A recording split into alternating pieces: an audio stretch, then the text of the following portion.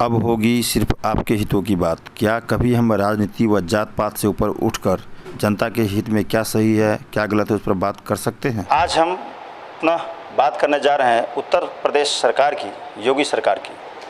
सरकार के द्वारा क्या क्या योजनाएं हैं जो जनता के बीच आई है या सिर्फ कागजों तक सीमित है।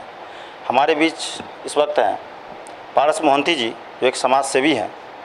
उनसे हम जानते हैं सरकार के द्वारा क्या क्या योजनाएं आई है जिससे जनता के बीच एक अच्छा संदेश भी जा रहा है और उससे लाभ भी मिल रहा है या सिर्फ कागजों तक सीमित है, ये हम पारस जी से ही जानते हैं। आयुष्मान योजना के बारे में हम लोगों ने बहुत सुना है, काफ़ी लोग ऐसे भी हैं जो भ्रम में भी हैं कि आखिर इसके लिए कौन लाभार्थी है और कैसे क्या है, ज़रा इस पर एक प्रकाश कर।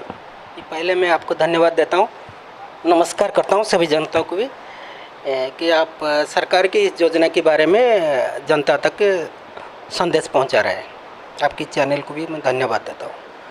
मैं आपको ये बोलना चाहता हूँ कि जो आयुष्मान भारत योजना है ये नेशनल हेल्थ प्रोटेक्शन के अंतर्गत है कि भारत सरकार, जब मोदी सरकार आए, उन्होंने पार्लियामेंट में पहले आते ही स्वास्थ्य और बेटी बचाओ बेटी पढ़ाओ ये दोनों योजना पे ज़्यादातर ध्यान दिया और उन्होंने जो भी योजना बनाई इसी पे बनाई है।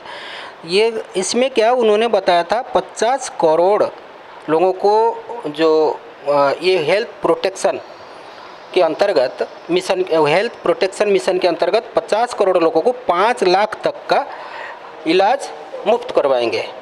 तो इसके अंतर्गत हुआ तो उन्होंने जो है 2011 की जो इकोनॉमिक जो पॉपुलेशन जो सेंसस हुआ था तो उसके अंतर्गत उन्होंने 50 करोड़ लोगों को ये कार्ड इशू किया गया, जिनके पास उस समय पॉपुलेशन के अंतर्गत जो बीपीएल के लेवल, जो बिलो प्रॉपर्टी लेवल थे, तो ऐसे लोगों को उन्होंने दिया। तो आपका ये कहना है कि 50 करोड़ लोग बीपीएल कार्ड धारक थे?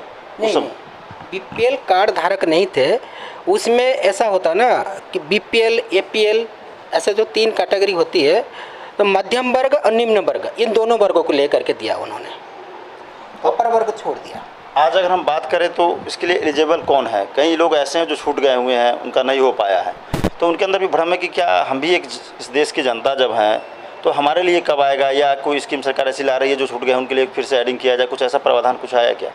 नहीं, अब तक ऐसा है, अब तक 22 करोड़ लोगों तक आयुष्मान कार्ड पहुंच चुके हैं। सरकार की जो वादा था वो 50 करोड़ लोगों तक का था। तो अब ये जो पखवाड़े चल रही है, अगस्त 9 तारीख तक चल रही है, ये योगी सरकार ने चलाया कि यूपी में एक एक व्यक्ति जिनके नाम से कार्ड इशू है उन तक कार्ड पहुंचना चाहिए और उसका लाभ उन व्यक्ति को मिलना चाहिए, ताकि 0 पैसे से लेके 5 लाख तक का इलाज फ्री है। कोई भी किसी भी समय हो, उसके लिए उन्होंने व्यवस्था भी की है कि केवल सरकारी हॉस्पिटल में तो हो नहीं पाएगा, सीमित है। तो उन्होंने ऐसा कर दिया कि कुछ प्राइवेट हॉस्पिटलों को भी पैनल में ले लिया। उसमें सभी हॉस्पिटलों में आयुष्मान मित्र बैठते हैं और आपको जैसे कार्ड मिल जाता है, जैसे आयुष्मान कार्ड आपके पखवाड़ा में जैसे बन रही है वो मिल जाता है, उस कार्ड को लेके घर में रखने से उसका लाभ नहीं मिलेगा।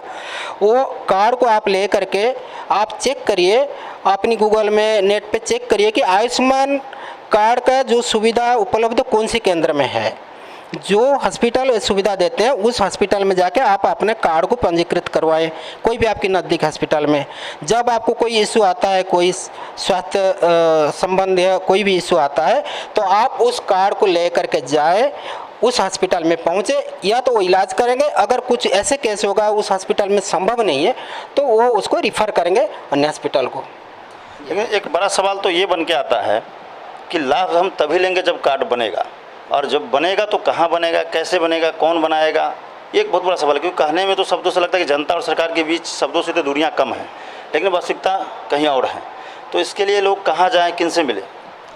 देखिए, मैं आपको बता रहा हूँ कि कार्ड, जैसे आपको एक क्षेत्र बता रहा हूँ, जैसे एक गाँव है कनावनी के बता रहा हूँ, 389 फैमिली का कार्ड इशू हुआ है। एक फैमिली का, किसी फैमिली में 5 लोग होते हैं, किसी 7 होते हैं, किसी 10 होते हैं, किसी 3 होते हैं, तो आप 5 के एवरेज लेके चलो।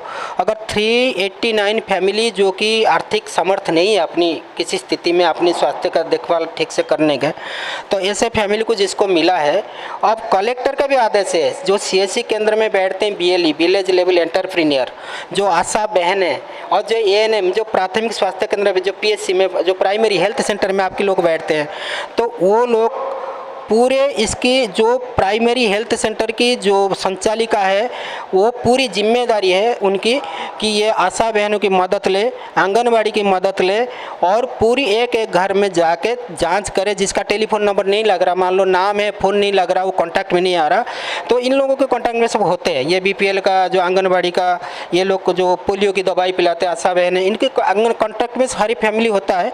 तो ये अपना लिस्ट पकड़ा दिया गया उनको, सबको ये लिस्ट पकड़ा गया।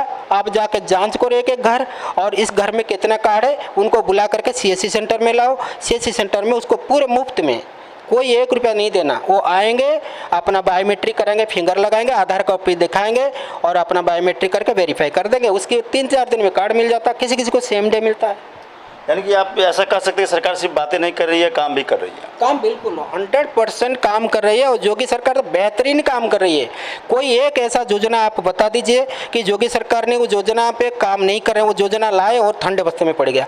कोई भी योजना आया उसको तुरंत आप देखिए, योजना आते ही काम पे, क्योंकि वो पूरी तैयारी कर लेते, उसके बाद योजना को सामने लाते हैं। राजन कुमार अपने सहयोगी लक्ष्मण के साथ, टुडे समाचार, गाजियाबाद।